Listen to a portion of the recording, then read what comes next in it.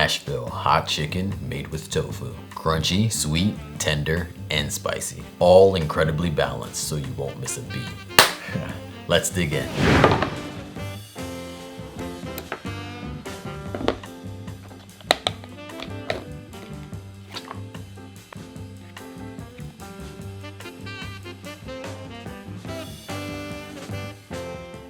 The tofu I'm using here has already been pressed to extract the water through these devices, which I'll link in the description. From here, I either cut my tofu to resemble cutlets, or I break it apart with my hands to help give it more of that organic look. For me, visual aesthetics is probably 40 to 50% of the taste. Then again, I'm a big kid, so dino nuggets, SpaghettiOs, alphabet soup all taste better than their predecessors.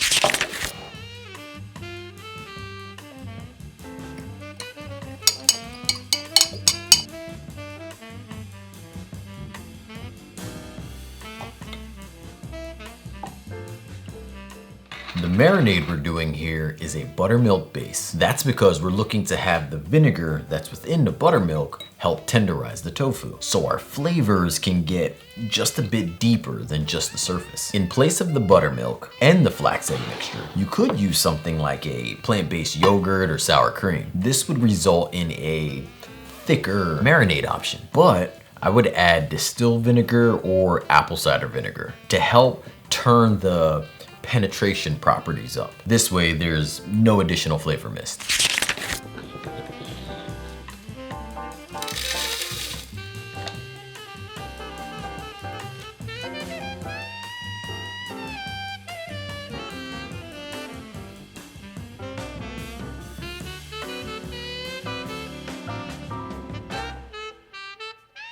A food processor is like the best option to get that perfect texture for your breading. Alternatively, you could put everything into a reusable Ziploc and then use a hammer, back of a spoon, or even a shoe to get similar results. I had cornflakes available for my breading this time around, and it's a knockoff brand, so the ingredient list is only like 5 things, which I love. But you can use breadcrumbs in place of that, or even corn flour. I mean, same with the whole wheat flour. You can use gluten-free, all-purpose 1-to-1 blend. I mean, oat flour, almond flour.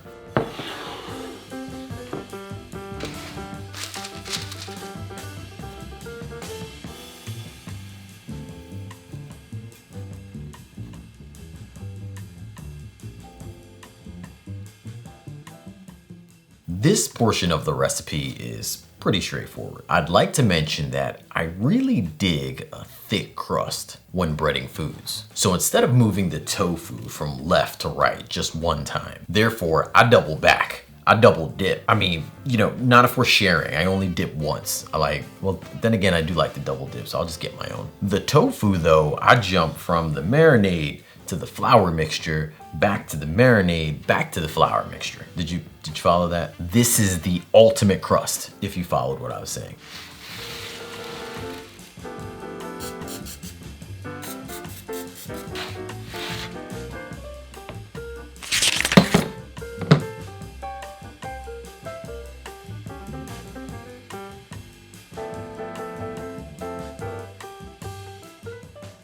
When making this sauce, if you decided here you want to skip the butter, you could either just go with olive oil, or if you want to lose the oil altogether, you could go with like a neutral flavor nut butter, such as cashew. Obviously, it's gonna make a difference in taste. When you remove it from the oven, I like to let mine sit for roughly, I would say 10 to 15 minutes. It's gonna cool down slightly, and that breading is going to adhere to the tofu a bit better. When ready, brush it, spoon it, dump it all over your tofu carefully. Let me just say, this Nashville hot tofu is not for the weak. Dad, this is not a subliminal. Yes, it is. Okay, it wasn't, but you did come to mind. This was Baby Whisk's idea. How did you?